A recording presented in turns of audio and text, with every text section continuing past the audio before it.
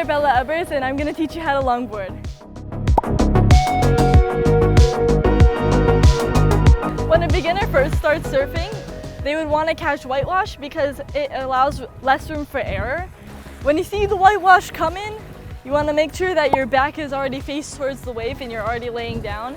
You want to make sure that you're not paddling too fast because the wave already has all the energy and it's going to push you either way. You want to make sure that you have a little bit of speed so that you're going to get it, but you don't have too much so that you're going to pearl. When you're about to catch the whitewash is going to push on your back and push your board and give you speed to pop up.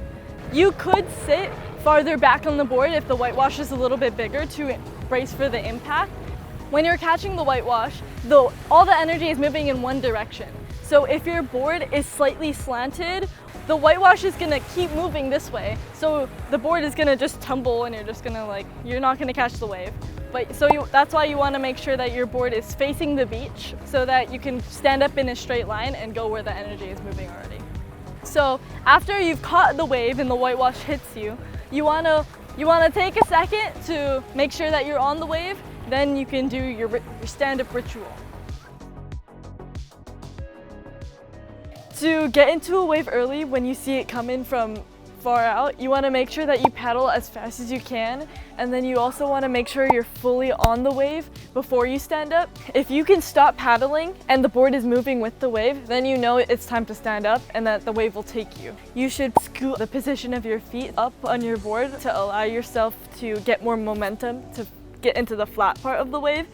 A biggest mistake people make when trying to catch a wave early is not paddling hard enough, because if you don't paddle hard enough, you're not going to get the wave. And then another big mistake is that they stand up too early because they think they're on the wave. If you stand up too early, the wave is just going to move without you and you're not going to be fully on. You're just going to be standing there and the wave's just going down. Just going to be nope. A late takeoff is basically when the wave is already standing up. When you notice that the wave has already peaked already and you're about to brace yourself for a late takeoff, you want to make sure that you scoot back a little bit on your board. So if I notice oh man, I'm so late. So you want to scoot back just a little bit, keep paddling, arch your back, and then just go straight already. If you shifted yourself back on your board, it's going to allow more room for your nose to adjust. And one of the biggest things when doing a late takeoff is arching your back, because if you don't arch your back, all the energy is going to be going down. So you're just going to pearl. When doing a late takeoff, since the wave is already standing up like this, it's about to break. So you want to get to your feet as fast as you can. When you pop up, you want to shift your feet or your stance a little bit further back. You also want to put all of your weight on your back foot to keep your nose up, because the wave has already stood up already. The biggest mistake I see a beginner make on a late takeoff is that they're too far forward on their board and they don't stand up quickly enough. If you're a pro, you don't pearl on late takeoffs. If you do this, you're the coolest kid in Waikiki, cooler than me. To perfectly time a wave and catch it, the goal of catching a wave and timing it perfectly is to match the speed of the wave.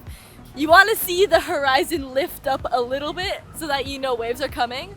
Once the wave is about 20 feet in front of you, you want to do your kick turn and swing the board around and then start to paddle. Once you're paddling, you want to keep looking behind you and looking back in front to make sure that you aren't too far ahead or too far back from the distance of the wave. Paddle as hard as you can if you need to catch up, or slow down your paddling if you see the wave is close to you. You know that you've caught the wave once you've matched the speed of the wave without paddling. So that's when you know it's time to pop up. The biggest mistake beginners make when they try to catch a wave is that they paddle too hard or too little for a wave that's too close or too far away from them. So the result is that you pearl or that you don't catch the wave, which is what you don't want to do. You want to surf. Come on. Aloha, I'm Devin with TNC Surf. Join the TNC team by subscribing right here. And to get the highest quality surfboards and the best Hawaii style apparel and accessories, go to our website, tcsurf.com. Link in the description, and live like this.